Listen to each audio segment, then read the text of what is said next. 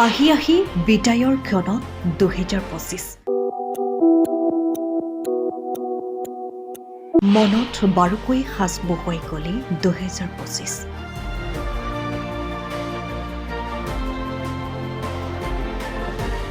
অসম আৰু অসমীয়া জাতিটো যেন কোঙা হৈ পৰিল এই বৰ্ষত।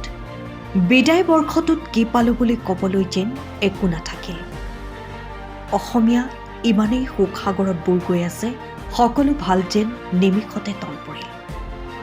অসমৰ সাংস্কৃতিক ক্ষেত্ৰখনৰ কেইবাখনো চিনাকি মুখ অসমীয়াৰ প্ৰাণকেইজনক হেৰুৱাই অসমীয়া জাতিটো কোঙা হৈ পৰিল এই বৰ্ষতে। সুখ দুখ হাঁহি কান্দোনৰ মিশ্ৰিত অনুভৱেৰে সকলোৰে মানসপটত সাজ বহুৱালে বিদায় বৰ্ষই। এনে বহুজন মহান ব্যক্তিক আমি বিদায় দিলোঁ, যি আমাৰ সমাজত বহু অৱদান আগবঢ়াই থৈ গৈছে। একেষাৰে ক'বলৈ গ'লে অসমখনক বিশ্বৰ বুকুত জাকত জিলিকাই থৈ গ'ল। প্ৰতিজন অসমীয়াৰ বুকুত গুঞ্জৰিত হৈ থাকিব এই নাম, প্ৰাণৰ শিল্পী জুবিন গাৰ্গ। তাৰ মাজতে এই বৰ্ষতে আমি হেৰুৱালোঁ আন কেইজন মহান সত্তাক, দীপক শৰ্মা, সৈয়দ ছাদুল্লাহ, গায়ত্ৰী হাজৰিকা, ৰাজীৱ শদিয়া, কৌতুক অভিনেতা ফাইলা বসুমতাৰী। এই বৰ্ষতেই সকলো যেন উকা হৈ গ'ল। অসমৰ সাংস্কৃতিক জগতৰ বাবে 2025 বৰ্ষটো কাল হৈ পৰিল। কেৱল আহিল ইটোৰ পিছত সিটো বেয়া খবৰ। এজন এজনকৈ গুচি গ'ল উভতি নহা বাটেৰে।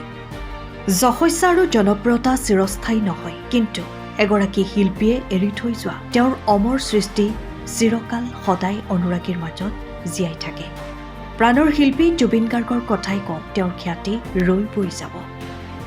ইতিহাসত খোদিত হ'ল তেওঁৰ নাম। কোনোজন অসমীয়াই এই সত্তাক কোনো কালেই এৰাই চলিব নোৱাৰিব। মানুহ আশাধাৰী প্ৰাণী, পুনৰ ন উদ্যমেৰে আগবাঢ়িব লাগিব, কৰ্ম কৰিব লাগিব আৰু তেওঁলোকৰ আদৰ্শ আগত ৰাখি সৃষ্টিৰাজিসমূহ জীয়াই ৰাখিবলৈ আমাৰ কৰণীয় আছে। আগবাঢ়িব লাগিব ন চিন্তাৰে নতুন দিগন্তৰ দিশে এখোজ।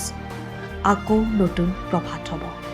প্ৰাণৰ শিল্পী জুবিন গাৰ্গে কোৱাৰ দৰেই শেষ বুলিলেইতো শেষ নহয়, আকৌ আৰম্ভণি হয় নতুনত্বৰ। নতুন আশা আৰু প্ৰত্যাশাৰে আহিব আকৌ এটি নতুন বৰ্ষ। সময়ৰ খবৰ সময়ত পাবলৈ ফ'ল' কৰক টাইম অফ আছাম।